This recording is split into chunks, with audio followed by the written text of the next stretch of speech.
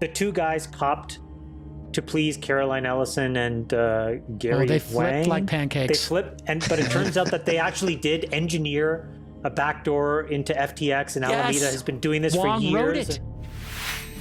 Welcome back to Market Empire. On today's episode, Chamath provides an update on the demise of FTX and the future of SBF. We are getting a more complete picture of the fraud that occurred as FTX continues to unravel.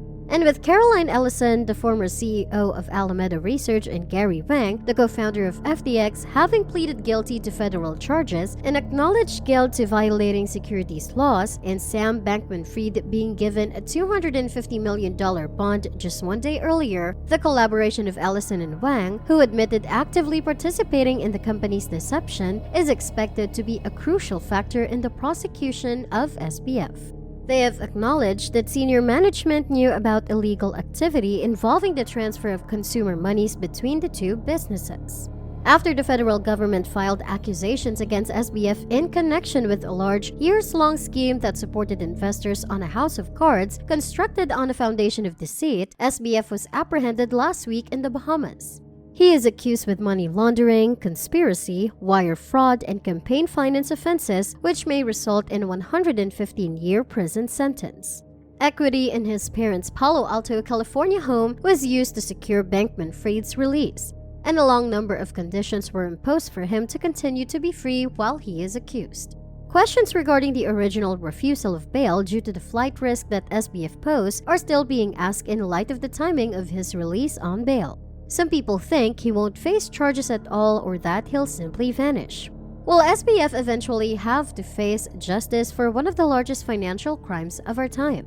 Listen to Chamath on the All In podcast as he discusses his worries about the current financial situation and where things are headed.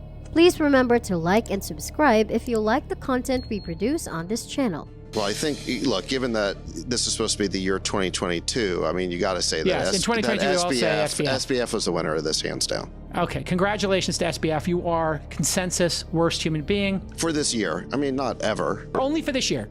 Right. Why do you hate him? Why do I hate him? Because all those people lost their money. And, you know, there's some, it's causing chaos. I feel terrible for all these people who lost money. That's why I hate him. Ugh, it's disgusting. The two guys copped to please Caroline Ellison and Gary Wang. They flipped like pancakes. They flipped, but it turns out that they actually did engineer a backdoor into FTX, and Alameda has been doing this Wang for years. Wrote it. That's game over. They're getting 10 years. He's getting life. Game over. Well, should we talk about that interesting life. defense strategy that we were discussing in the chat? Oh, yeah. That apparently, this. I think this is actually a fascinating defense strategy. I think this is their only shot. One of our besties had this theory that he was prescribed 2 prescription drugs. One was Adderall. What was the other one called? This was not a drug. ESAM? The patch. It's a drug I wasn't familiar with. I guess it's a patch. But when you combine these two things, apparently it basically shuts down or kills the part of your brain that deals with inhibition. It's cocaine. Yeah. What if his defense strategy was, like only an insane person would do this, and I was acting insane because I was prescribed these drugs that had these drug conflicts. But this, you could say maybe he was legally prescribed it if you could show the prescription. By the way, I'm not saying this should get him off. We're basically workshopping what his only shot of his defense would be, right? Well, and think about it, Sachs. He acted manic after FTX collapsed. So that mania of doing 20 Twitter spaces would be There's evidence. Something so insane about what he did, right? It's almost like a prescribed insanity defense. Like I was prescribed a drug combination that made me insane. The only way that you could come up with that is like you'd have to have 2 parents that were like law professors or something. All right.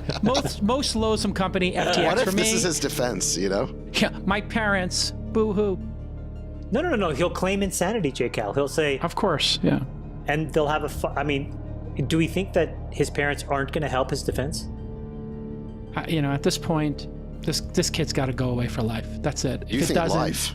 Wow. I think it's got to be life. I think it's got to be 30 plus years.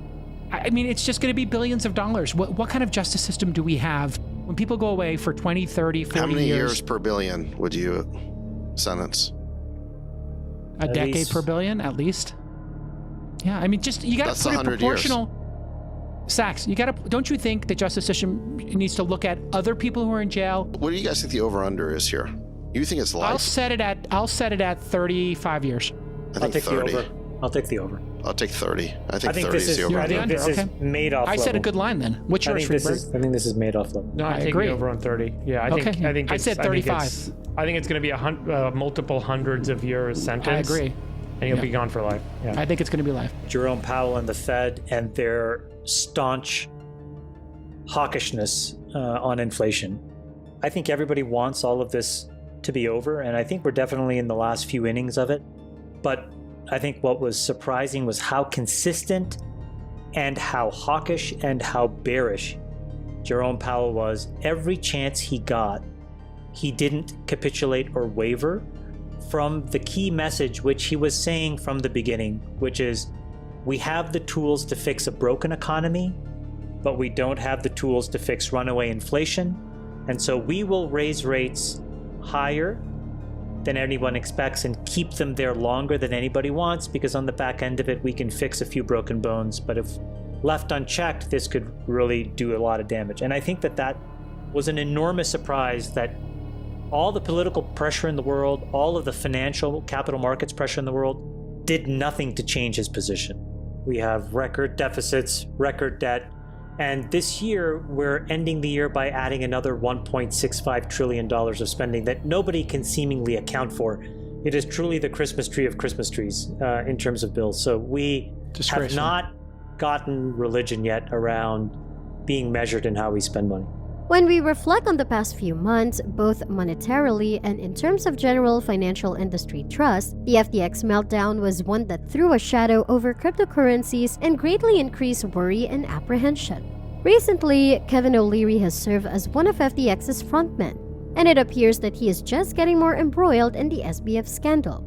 We can clearly see that CZ, the CEO of Binance, was correct, and that Kevin O'Leary, who assumed the lead in FTX and SBF's damage management, was lying. Despite the multiple accusations the SBF is facing, O'Leary seems to be FTX's frontman, and the lies are now beginning to mount.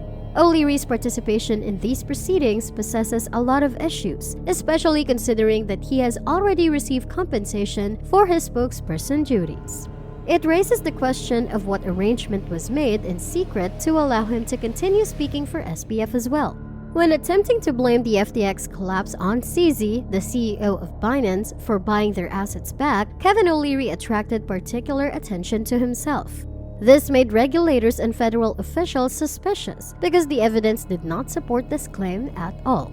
What do you think about Chamath's assessment of O'Leary's year in review and the direction of the FTX saga is taking? Let us know in the comments below. And don't forget to like and subscribe to Market Empire.